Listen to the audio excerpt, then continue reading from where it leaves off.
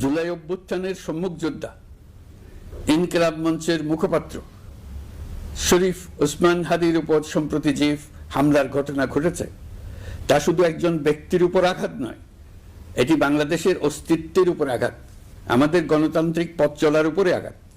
শরীফ ওসমান হাদি বর্তমানে সংকটাপন্ন অবস্থায় চিকিৎসাধীন। তার চিকিৎসা ও নিরাপত্তা নিশ্চিত করতে সরকার প্রয়োজনীয় সব ব্যবস্থা গ্রহণ করেছে। ইতিমধ্যে উন্নত চিকিৎসার জন্য তাকে সিঙ্গাপুরে পাঠানো হয়েছে।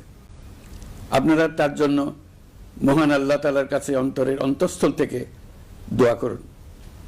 সরকার এই ঘটনাকে অত্যন্ত গুরুত্বের সঙ্গে দেখছে। ঘটনার সঙ্গে জড়িতদের প্রাথমিকভাবে চিহ্নিত করা গেছে। আমি দেশবাসীকে আশ্বস্ত করতে চাই, যারা এই ষড়যন্ত্রে জড়িত তারা যেখানেই থাকুক না কেন তাদের কাউকে ছাড় দেওয়া হবে না। আমি পরিষ্কারভাবে বলতে চাই, পরাজিত শক্তি ফ্যাসিস্ট টেররিস্টদের এই অপচেষ্টা সম্পূর্ণভাবে ব্যর্থ করে দেওয়া হবে। ভয় দেখিয়ে, সন্ত্রাস ঘটিয়ে বা রক্ত ঝরিয়ে এই দেশের গণতান্ত্রিক অগ্রযাত্রা কেউ থামাতে পারবে না।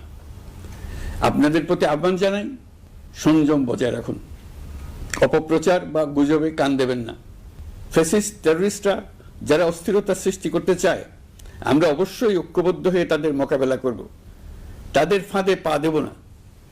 পরাজিত ফ্যাসিস্ট শক্তি এদেশের পবিত্র মাটিতে আর কোনো দিন ফিরে আসবে না।